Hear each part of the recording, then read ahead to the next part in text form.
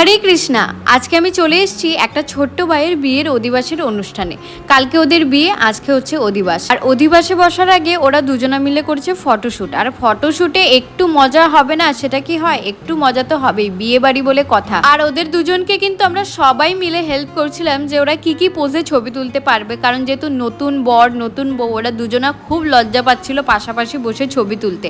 তো ছবি তোলা কমপ্লিট করার পর তারপরে ওরা অধিবাসে বসে পড়লো আর অধিবাসও শুরু হয়ে গেল। আর এর আগেও কিন্তু আমি তোমাদেরকে একটা ভিডিওতে দেখিয়েছিলাম যে ভক্তদের বিয়েতে অধিবাস কেমন ভাবে হয় আর অধিবাস কেন হয় সেটাও বলেছিলাম। যারা যারা আমার ওই ভিডিওটা দেখেছো তারা তো জানোই, যারা যারা দেখোনি, যারা প্রথমবার আজকে আমার ভিডিও দেখছো তাদেরকে বলে দিই, যে কোনো শুভ কাজ শুরু করার আগে যেমন ভগবানকে পুজো করা হয়, ভগবানের নাম নেওয়া হয়, তাহলে সেটা আরো ভালো হয়। তেমন ভক্তরা কিন্তু বিয়ের অনুষ্ঠান শুরু করার আগে ভগবানের নাম নিয়ে ভগবানকে পুজো করে আশীর্বাদ নিয়ে বিয়ের অনুষ্ঠানটা শুরু করে। আর এটাকেই কিন্তু অধিবাস বলা হয়। আর এখন দেখতেই পারছো নতুন বউ অধিবাসের পরে হাতের নতুন শাখা পলা পরে নিয়েছে, আর পরার পর লুকটাই চেঞ্জ হয়ে গেছে।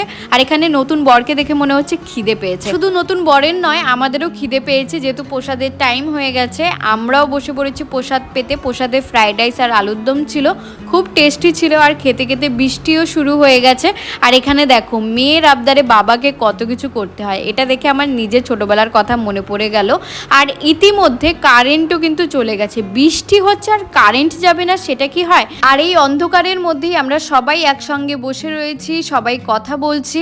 আর যতক্ষণ না বৃষ্টি কমছে না আমরা কেউই বাড়িতে যেতে পারছি না। তাহলে আজকের ভিডিওটা এখানেই শেষ করছি। আবার দেখা হবে তোমাদের সঙ্গে নতুন একটি ভিডিও নিয়ে। যারা যারা এখনো আমার পেজটাকে ফলো করোনি, ফলো করে দিও। সবাইকে টাটা অ্যান্ড হরে কৃষ্ণা।